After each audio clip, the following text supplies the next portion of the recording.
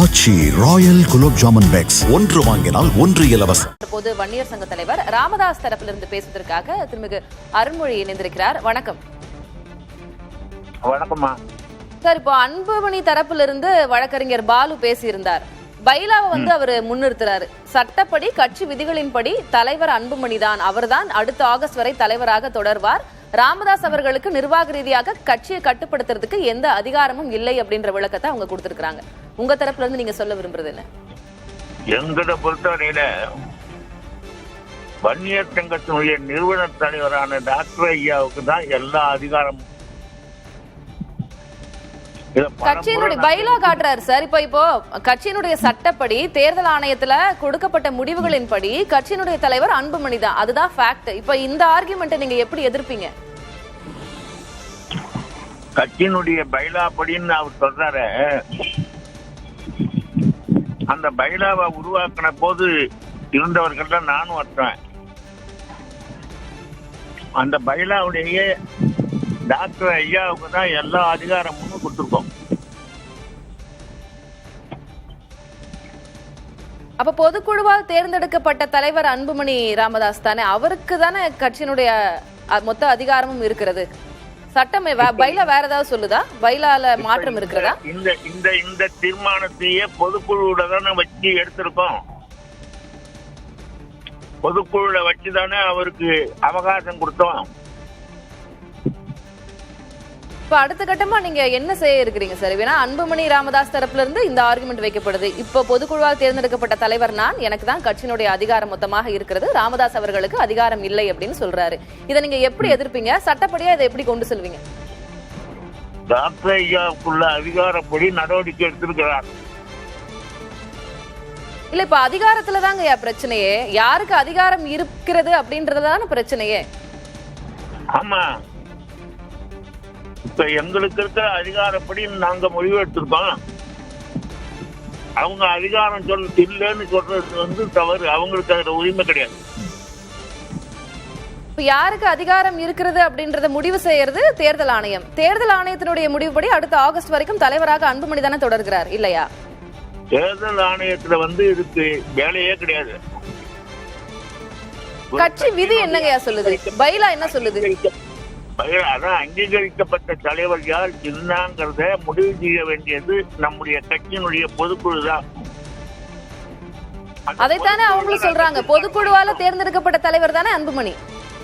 தேர்ந்தெடுக்கப்பட்ட தலைவர் தான், ஆனா பொதுக்குழுல அவரை கண்டிச்சிருக்கோம். இந்த மாதிரி நீங்க சொன்னதெல்லாம் தப்பு அப்படின்னு 16 குற்றச்சாட்டுகளை வச்சு அவரை கண்டிச்சிருக்கோம். அவருக்கு விளக்கம் கேட்டிருக்கோம். அந்த விளக்கத்தை அவர் கொடுக்கல உடனே மீண்டும் ஒரு அவகாசம் கொடுத்திருக்கோம்.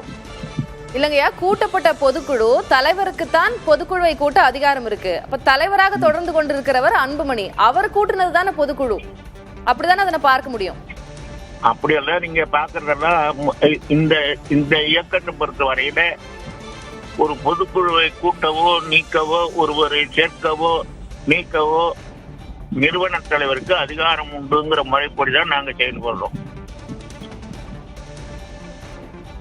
ஐயா, கட்சியினுடைய விதிகளை உருவாக்குனப்போ நீங்க அதுல எல்லாம் இருந்திருக்கிறீங்க. ஏன்னா இதுல நிறுவிய தரப்பு நீங்க. அந்த வகையில கட்சியினுடைய விதி என்னங்கய்யா சொல்லுது? கட்சியினுடைய விதியில தான் 6 பேர் ஒண்ணு சேர்ந்து உட்கார்ந்து அந்த விதியை தயார் பண்ணோம். அப்ப கட்சியினுடைய விதிமுறைகளை எழுதும்போது எல்லா இடத்துலயும் மேல ஆதிக்கம் செலுத்துகிற உரிமையே நிறுவன தலைவருக்கு தான் அப்படின்னு சொல்லியிருக்கோம். ஆனா அவங்க தரப்புல இருந்து வைக்கப்படக்கூடிய ஆர்குமெண்ட் வேறையாவில் இருக்கு. பொதுக்குழுவால் தேர்ந்தெடுக்கப்பட்ட தலைவருக்கு தான் கட்சியினுடைய முழு அதிகாரம் இருக்கிறது, நிர்வாக ரீதியாக மாற்றங்கள் செய்யக்கூடிய அதிகாரம் இருக்கிறது அப்படின்றது தானே அவங்க சுட்டி காட்டுற விதியா இருக்கு. அவங்க விதி, அவங்க ஒரு விதியை உருவாக்கி அதை சொல்றாங்க. அதுக்கு நாங்க கொடுக்கல. இப்ப தேர்தல் ஆணையத்தை நீங்க அணுக இருக்கிறீங்களா? ராமதாஸ் அவர்கள் தரப்புல இருந்து தேர்தல் ஆணையத்தை நீங்க அணுக இருக்கிறீங்களா? உங்க தரப்பு முடிவுகளை கொடுக்க இருக்கீங்களா? தேர்தல் ஆணையம் இதுல தலையிட வேண்டிய நேரம் வரும்போது தேர்தல் ஆணையத்தை அணுகுவோம். இப்போ கட்சியில இவ்வளவு குழப்பங்கள் நீடிக்குதே, 2 புறமும் உங்க தரப்பு நியாயங்களை பேசுறீங்க.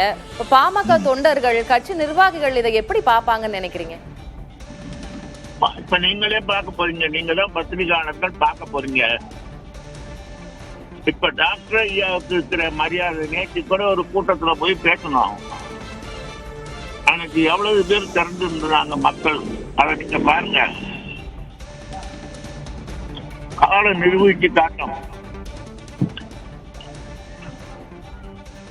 திரு ராமதாஸ் அவர்கள் மேல இருக்கக்கூடிய மதிப்பு, அவர்கள் மேல பாமக தொண்டர்கள் வைத்திருக்கக்கூடிய மதிப்பு, அவருக்கு இருக்கிற வாய்ஸ், அதுல எந்த சந்தேகமும் இல்லை. ஆனா சட்டப்படி கட்சி இனி அடுத்து என்னவாகும், எப்படி சென்று கொண்டு இருக்கிறது அப்படின்ற ஒரு குழப்பமும் ஒரு வருத்தமும் இருக்கு இல்லையா தொண்டர்களுக்கு, அதை எப்படி அணுகுவீங்க?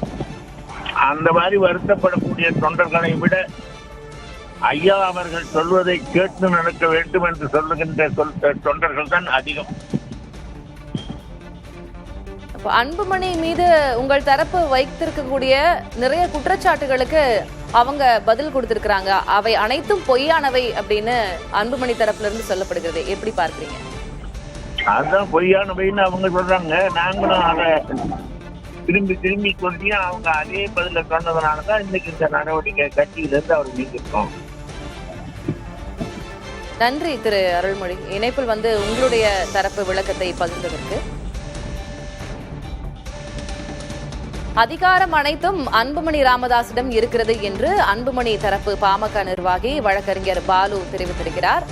ஒருபுறம் இவை நடந்து கொண்டிருக்க, இன்றைக்கு தனது பிரச்சார பயணத்தில் திரு அன்புமணி இருக்கிறார். தற்போது கடலூரில் அவர் மக்களை சந்தித்துக் கொண்டிருக்கிறார். மறுபுறம் கட்சியின் நிறுவனர் ராமதாஸ் அன்புமணியை கட்சியிலிருந்தே நீக்குவதாக இன்று காலையில் அறிவித்திருக்கிறார். ஆக மொத்தம் பாமகவில் தற்போது உச்சகட்ட குழப்பம் நடந்து வருவதை நம்மால் பார்க்க முடிகிறது. கட்சி 2026 சட்டப்பேரவை தேர்தலை எதை கொண்டு எதை நோக்கி எப்படி செல்கிறது என்பது மிகப்பெரிய கேள்விக்குறியாகவே இருக்கிறது. ஆச்சி ராயல் குலோப் ஜாமுன் பேக்ஸ், ஒன்று வாங்கினால் ஒன்று இலவசம்.